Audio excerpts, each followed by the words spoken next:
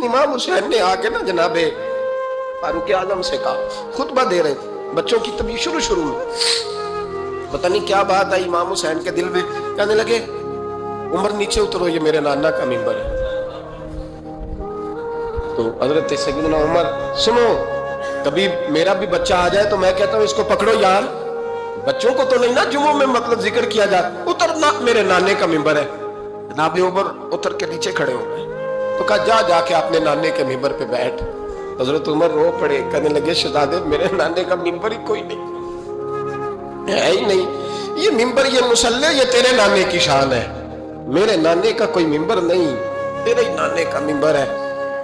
تھوڑی دیر کھڑے رہے تو امام حسین کہنے لگے اچھا کوئی نہیں آپ کے نانے کا ممبر کا نہیں، کہا چلو پھر میرے نانے کے ممبر پہ